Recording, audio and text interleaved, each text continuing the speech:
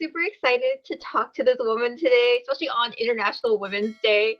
This is the writer. She's a writer, counselor, educator. I love that you put writer first. I really respect that. And she's someone who holds space for conscious awakening, for people to feel the full range of their human emotions, because we don't do that enough. And not only that, but she has this book on her book on pre-order called Conscious Grieving: The Path of Awakening Through Loss. Please welcome the beautiful, warm, and poetic spirit, Taraneh Erfan King. Oh, what a sweet welcome. Thank you so much. Thank you for joining me for our writers chat today. I'm super excited to receive this book and to read it. So get your pre-orders in, everyone. Like, pre-orders are really important, and it determines how successful a book will be and then where they will be distributed. So let's get this up in the rankings. Thank you. Because everyone needs to read this book, I feel, because this is the kind of book I wish I had after my dad died, because I felt so incredibly lost, and I felt like there wasn't anyone or any place I could be because nothing really fit. And not only are we going to be discussing your book, but also like your incredible writing process, because mind blown, you wrote this in 2 freaking days. Okay. Hold on. Before everyone goes like, okay, that's just weird, which maybe it is. Yes, the majority of the book was written in 2 days. I'm super happy to talk about that process. And the process of editing it and getting it to the finish line took months of work. So I'm super happy to talk about that, because I think a lot of the time we hear from authors like, writing is a craft. Every day you got to wake up and you got to write something. I don't disagree. I write every day, but my writing every day can look like the caption in my Instagram post, you know, or a poem that I might write that I might not even publish, but I just might write, you know, in the back of my notebook after I've had a client session and I have all the feelings coming in, and I might use that as my writing, right? But I think far less often do we hear about authors who write an entire book over a short period of time. But it does happen. People like Deepak Chopra wrote The 7 Spiritual Laws of Success on a flight from America to Europe. In the flight, he wrote the whole book. I don't know if people knew that, but like, these things happen. So in like 14 hours or whatever that was, he wrote his entire book. People like Cheryl Strayed, who I just adore as a writer in general, has very openly talked about how she doesn't wake up every day wanting to write, and she doesn't write every day. She takes time when she finds the surge of energy and inspiration, or has a book deal of some kind. She waits for the perfect opportune time. She books herself a place that's not at home, not in her city. She goes out, she writes for 1, 2, sometimes 3 weeks, and then she's done.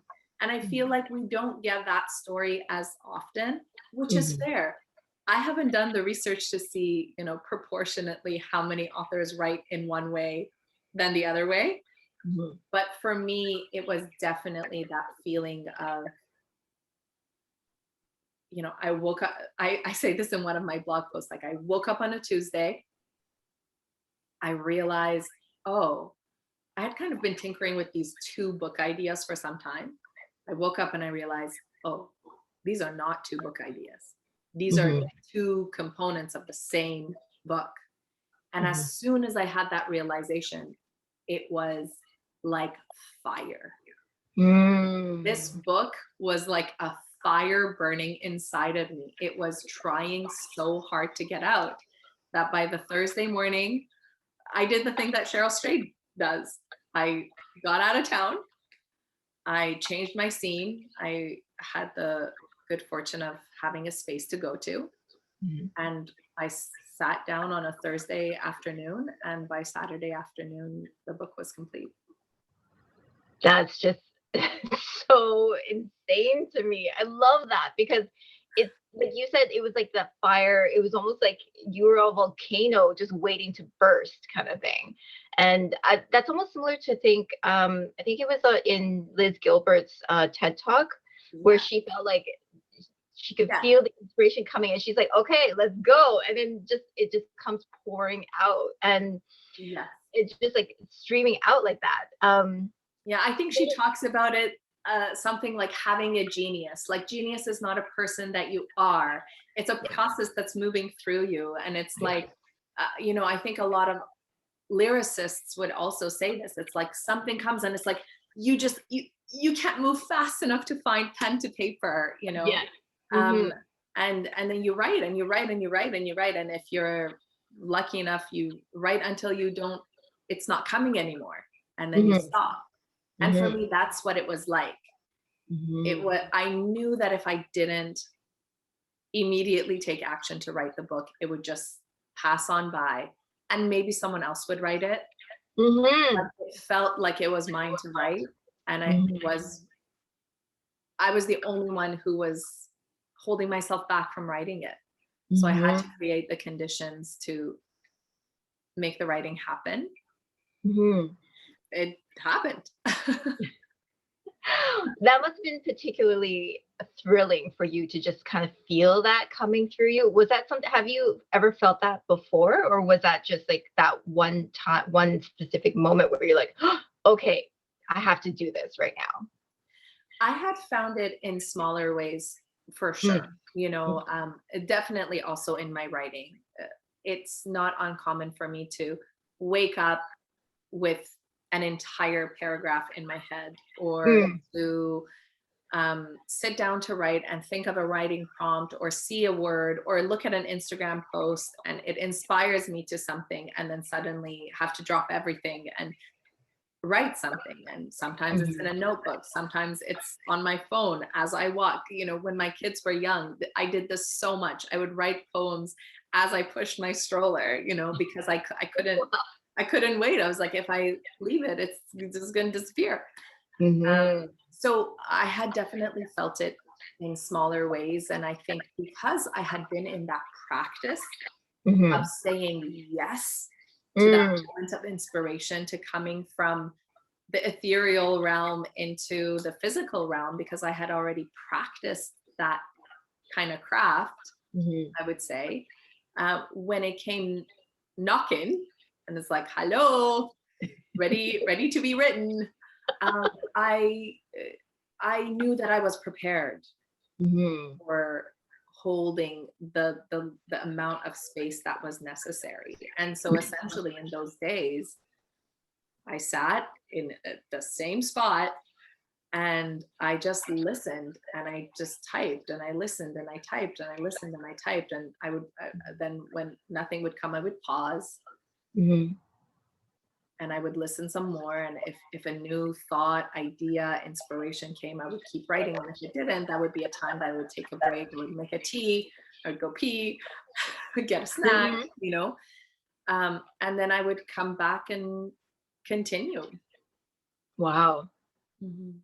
I love that because then like, that's really you're and you're extremely intuitive as well. So I feel that connecting to that intuition is so important. And is there something that you normally do on a daily practice or like any sort of ritual that you do to help you connect to that intuition first before you sit down to write? Oh, what a beautiful question. I mean, I think that the simple answer is yes, Mm. but the more complex answer is that no, there's no one thing. I think it's very much a way that I live my life. I know that Mhm. sounds not so concrete. Uh, However, I do believe that there is this part of me that probably for over a decade now has continually been working on tuning the dial to more intuitive knowings and Mm. a more mindful approach to every moment. So, you know, if it was a practice, what do I do every day? Yeah, I meditate. Mm-hmm. What does that have to do with this? You know, I think people are like, oh, successful people meditate. Mm-hmm. People who want good mental health meditate, you know, like Yeah. all of these check marks. But it's like, it's actually just meditation is just a tool for us to learn to live more mindfully. And so the more mindfully I live, the more present I am to the life that is occurring, the more present I am to the energies around me, the more Mm-hmm. present I am to the intuition that rises within me. Mm-hmm.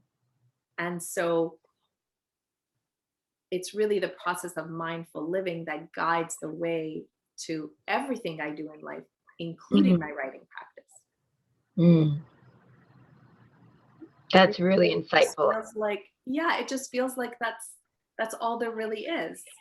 The more Mm-hmm. present I am, the more connected I am to my senses, the more aware I am of the life that's happening around me and within me. Like, what else could there be? What's better for a writer than to live more alive, right? That's where good writing happens. Mm-hmm. Oh my gosh, completely. But I mean, like this book has been in the making for quite some time for you as well, because I know uh just based off of like how much research you've done around this topic and through your own humanitarian work through like when you were like 19 and you were in Guyana, is right? And also your work in Tanzania. Mhm. So like did you seek out those places specifically because like I mean obviously death was prevalent in those places, but I mean was something really kind of encouraging you to kind of go to all those different places to almost to feel um to really understand what that grief is. Mhm. I wouldn't have known it at the time. Mm, At the time, I was simply living the next right step for me. You know, mm, I was again still living with that from that intuitive place, still from this deeper knowing, yearning, calling, this pull towards my life, you know, mm, my truth, like whatever was calling me, took me to many places in the world. mhm, I definitely was globally minded and hearted, and it has always felt important for me to understand my place in the world and to contribute meaningfully. And I mhm, went through many ups and downs with that and many, many, many different types of learnings. And the journey of learning about grief in this process just happened to be one of them. mm, I don't think I ever really thought that grief and my understanding of grief was going to be the gateway for my own personal awakening until I started writing the book. And then mhm, I realized, oh, how could it not have been? This has always been the path. But it wasn't until I began writing that I realized that mhm, this was actually my personal unfolding. mm. Yeah, I feel that a lot of writers, when they're actually writing their book, they receive more realizations about themselves, and that's why they have to share that message even more so. It, so you're through your own awakening, it through writing this, what else have you really discovered about yourself? Oh, what a juicy question. So, how much time do we have? Uh, well, let me think about like, hmm, let's distill what feels most pertinent that could Mm, be helpful for potential authors who are, you know, listening to this and viewing this and considering this. mhm, In the process of writing, I think the first thing that comes to mind is trust your inner knowing. Trust your inner knowing that the topic that's calling you, there's a reason. mhm, There's a reason. And know that the path is not straightforward. It will meander. It's part of the process. That part of like, oh, I know exactly where I'm going. Of, oh crap, I really have no freaking idea where I'm going. And like, oh, I see the light again. I know where I'm going. It's less like a like a train going from A to B and much more like a sailboat. You kind of have an idea. You sort of know the direction, you know where north is, sort of, but along the way, you know, gusts of wind come and your boat starts to move in the other direction. And it's work to steer, and it's also work to, like, you have to read the signs of the world around you and signs of the stars and what's coming to you to really understand, like, okay, and what island am I actually trying to go to? Because sometimes we go down a certain path and then we get there and we're like, oh, not quite it. But thank God I came here, because I wouldn't have seen that island over there. So for me, that was definitely one of the biggest learnings, was trust that inner knowing, and keep going when the path becomes wild and unknown. Allow yourself to go there. This would be the first big learning I had in the process of writing. The second one would be to be your own biggest cheerleader. Oh. I will tell you, when I had started writing these two separate books, I thought were separate books. I had found who I thought was the perfect book agent for me. There was a small boutique agency in Oregon, and I had been following them on Instagram, and the more I learned about them, the more I'm like, oh my gosh, they're like so well aligned with me, and I would love for them to represent me. And I wrote to them and I sent them the two kind of excerpts from the two books that I was working on at the time. Right.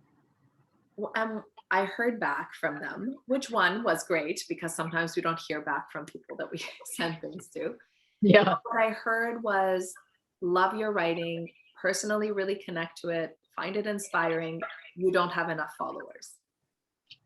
Like, it was very, very basic in that way. And so on the one hand, it was soul crushing, because what I was hearing was that unless you have essentially 10,000 followers, we're not going to look at your portfolio, because this is a very competitive market. And on the other hand, I thought, well, thank goodness that you told me the truth, because clearly you're not the right agent for me. Right. And so there was also this part of me that realized I needed to be the one who knew it was worth pursuing.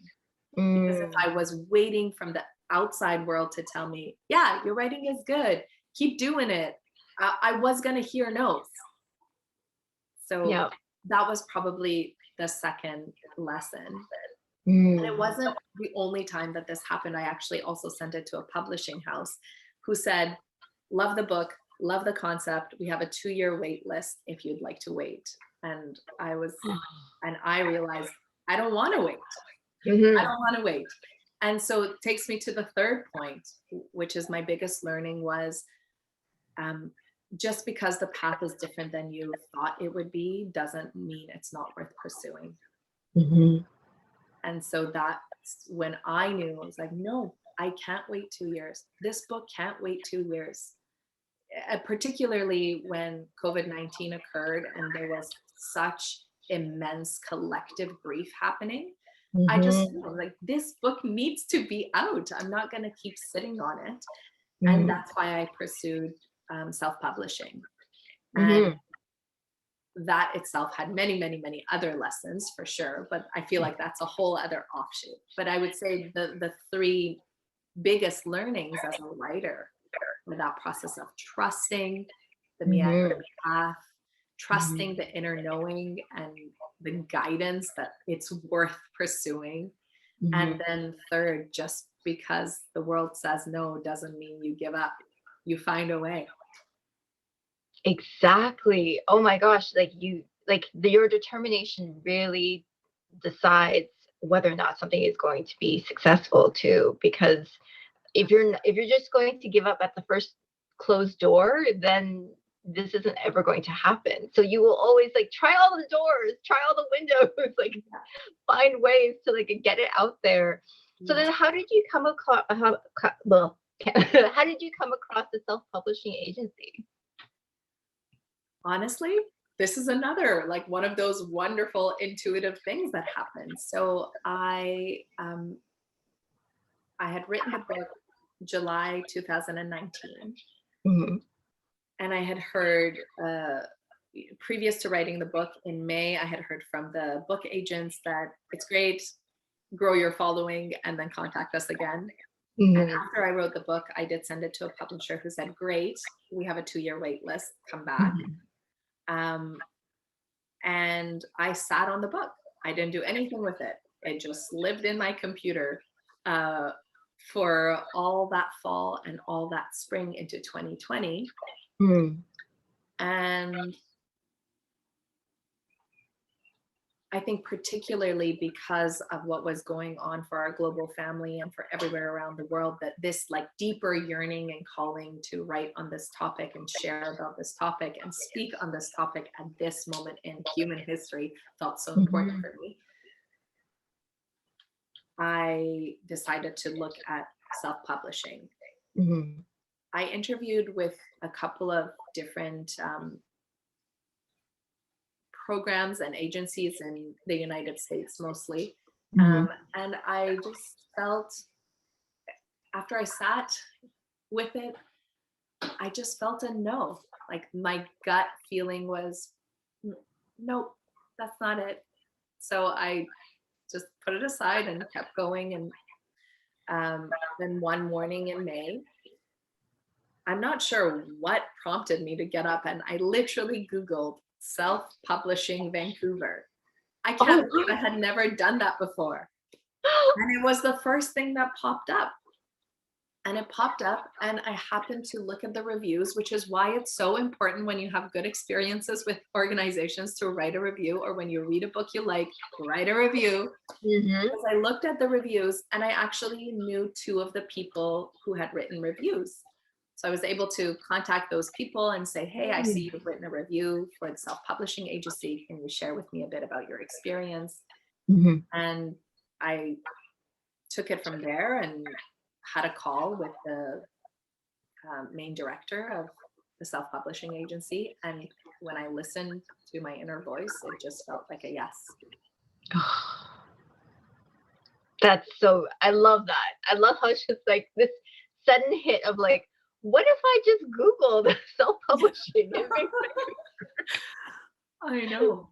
Oh, I love just like the kismet of it, where it's just like, you know what, it's something that's right in front of your face, but then you don't really put it all together until that right moment when that happens. Exactly. Oh, that's so beautiful. So then, do you have future books in mind? Yes, I am currently writing my second book. I have started the process.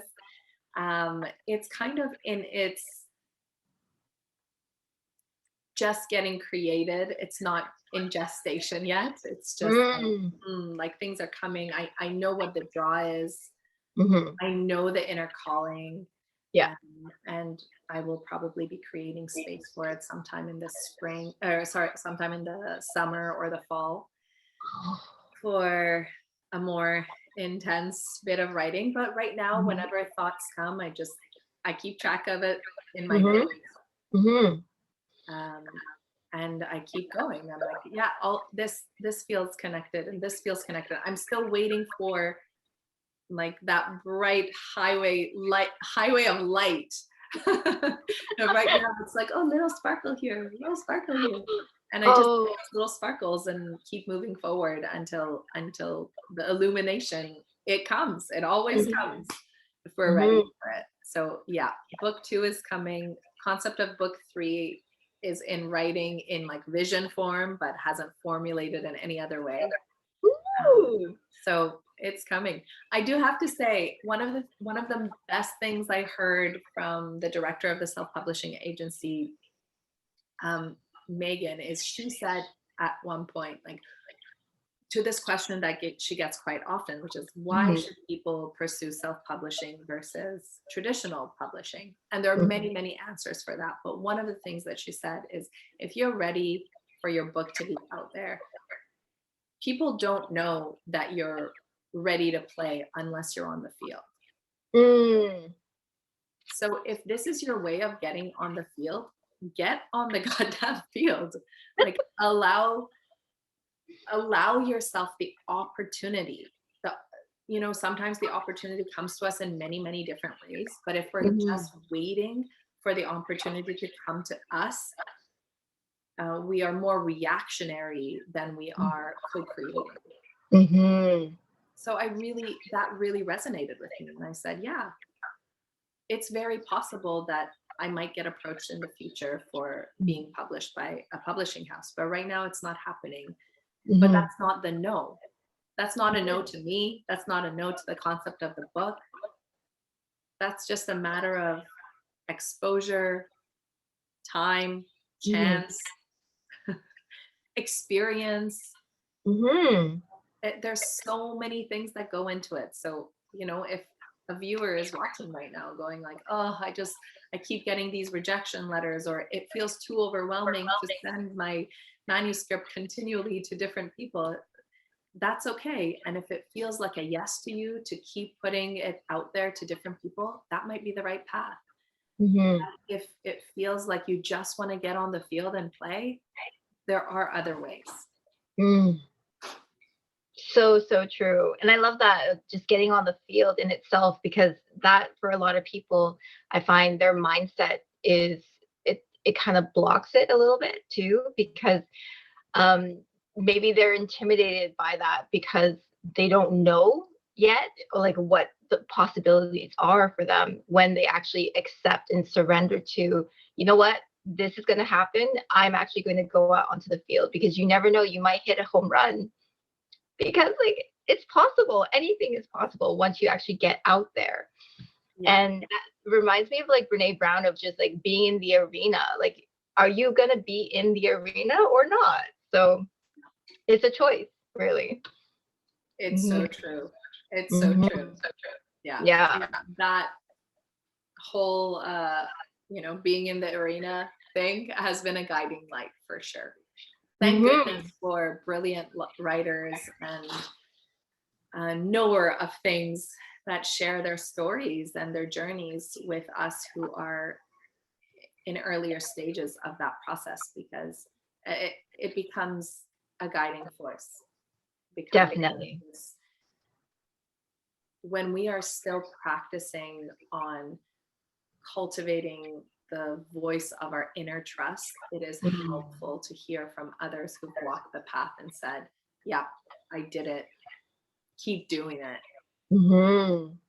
And for me, for sure, we've talked a little bit about some of them: Brene Brown, Liz Gilbert, Earl Strayed. These are some of the authors who certainly I have their books on my shelf and admire. I heard about, Robin Sharma, who wrote The Monk Who Sold His Ferrari. Do you know? Oh, yes. Yeah. So he had a post recently in which he talked about how he self-published his first book, which was The Monk Who Sold His Ferrari. It was self-published because no one would pick it up, and he didn't have a big following or anything. He was never a writer before that.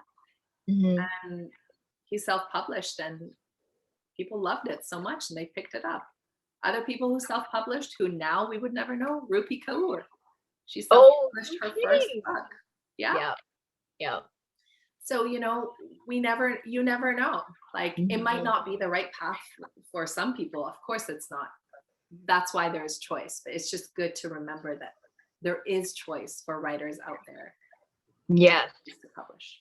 Yes. Explore all the options. Don't just think one path is your only path. Like, there's so many different ways of getting out yourself into the field and into that arena as well. So tell me a little bit more about your editing process, because you did say that you finished the book, but then the editing process took much longer. How did you find the whole editing process throughout your experience? Great question. So, how to put this simply? When I started working with the self-publishing agency, they have like a group of editors with whom I could work. So I interviewed a few. I actually started working with an editor, and after the first round of edits, decided that we weren't the right fit for this particular book. And so, and that also was this, like, I had to stay with my gut, like what felt like a yes or what felt like a no. So I had a bit of the, like stop start with it, because I gave the manuscript over, it was worked on, and I said, no, it doesn't feel right. So I went back, I got a different editor.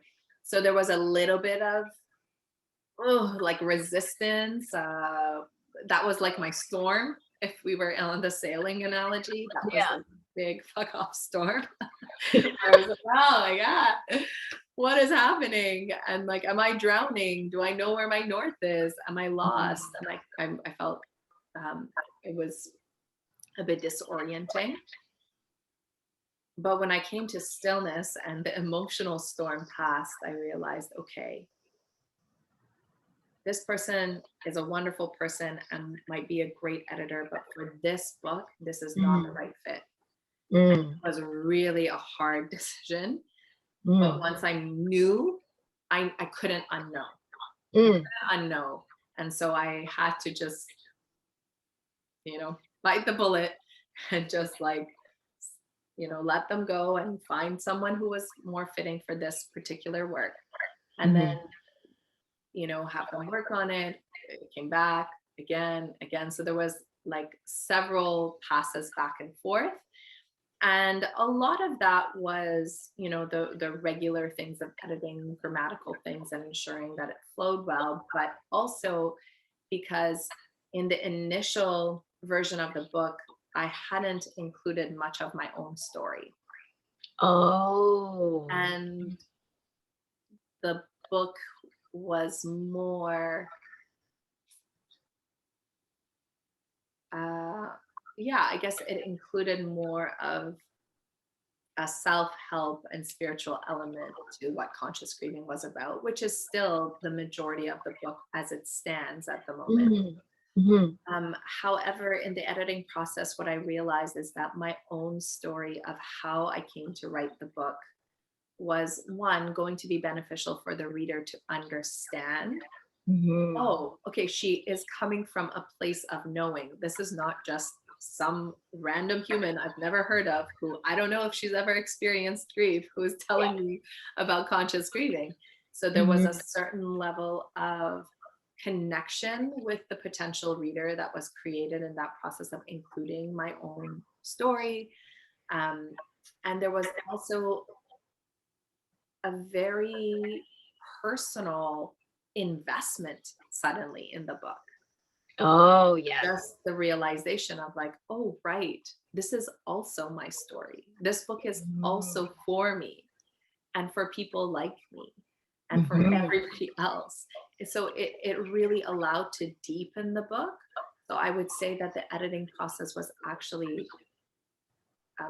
instrumental in making the book what it is, because it allowed me to deepen what was already there. And to make it a much more rich experience for anyone who's reading it. Yeah, that's what I love. Like, I always tell people that, like, if you're going to be writing if you're writing a self-help book, if you're writing any sort of book at all, always include personal stories in there, because it creates that connection. It creates that concrete example for them, and to almost like reassure them that the person who's writing it has gone through what they've gone through, so that they can also go through it as well. That's right. And so if anyone has ever been on your Instagram account, they know that when I say you're a poetic soul, I actually mean that you're a poetic soul, because you always have beautiful poetry throughout your account. Where did this influence come from? For sure, hands down, no questions, no ifs, ands, or buts about it. It 100% is related to my heritage, my culture, my upbringing. I was born in Iran into a Sufi household, and I was surrounded by poetry growing up. You know, Iran has such a rich, beautiful history of Mhm. spiritual poetry, particularly all poetry, but spiritual poetry Mhm. specifically. And I think most people in the Western world would easily say they know of Sufi uh, Yeah. poets such as Rumi and Hafiz. Like Rumi and Hafiz is like almost everybody knows. They Yes. whether you've read a full book or you've seen a quote on Instagram, you know, Yeah. those names are familiar. And so Yeah. those were the types of poets that were part of my upbringing.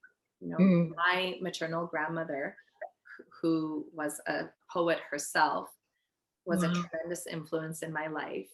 And part of the reason that I also wrote this book and included my elements of my poetry into the conscious grieving book was because I used poetry as a way to process my own grief when she passed. And Mm. spiritual poetry was always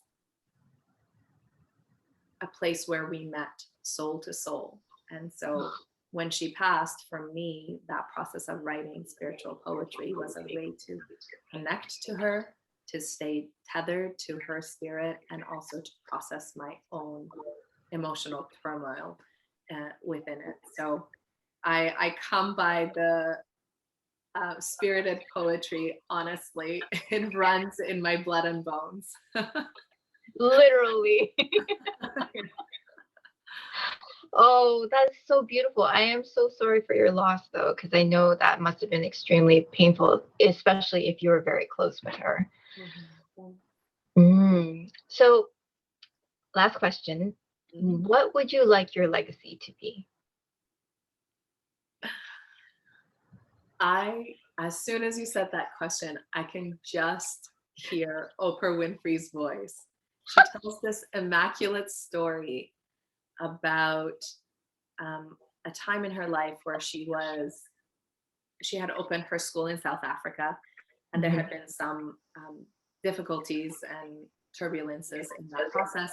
And she was speaking to her spiritual mentor, Mm. Maya Angelou, who is also Mm. a beautiful spiritual poet, as I'm sure you know. And Yes. Maya Angelou had said something to the effect of, "Oh, honey, you have no idea what your legacy will be. Your Mm. legacy is every life that you touch." Yes. And so I love that question. And it's a beautiful thing to ponder day by day, because my legacy is not this book. My legacy is not the next book. My legacy is not my children. My legacy is every life that's touched, whether Mm. it's someone who reads the book, whether it's someone who's viewing this video, who gets touched by something that is shared, whether it's my children and how they experience me in this life, whether it's my clients. I really have no idea what my legacy will be. So I Mm. sure as hell am going to show up every single day in my best possible iteration in this moment in time, so that that legacy can be one that is infused with the best I could offer at that moment to the world. Oh, preach. Oh, wow. Dang. Hit me like with a freaking, like, hit me with a hammer. Holy crap. That just like blew me sideways. I love that. Oh my gosh. Where is the best place for people to find you? The best place for people to find me would be either on my Instagram page at Mind on Spirit, or on my website, mindonspirit.com, Mhm. to stay in the know. Yeah, my Instagram is where I am most active with putting information out, and people can also sign up for my newsletter if they prefer to receive things into their email. Mhm. And they can pre-order your book through your website? So pre-orders today is the last day, so I'm not sure when this will be published. Oh no. Okay. Okay.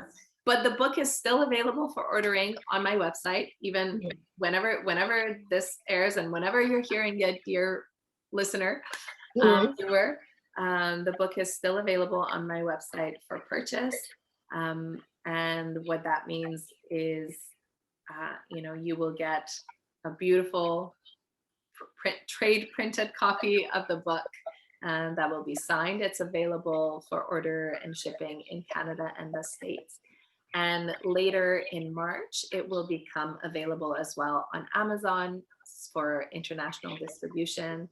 And I would say, either way is a good way. And if you're wondering, should I buy it on your website or should I go to Amazon? You can check out my FAQ page on my website to make your best decision. There's pros and cons to both. So.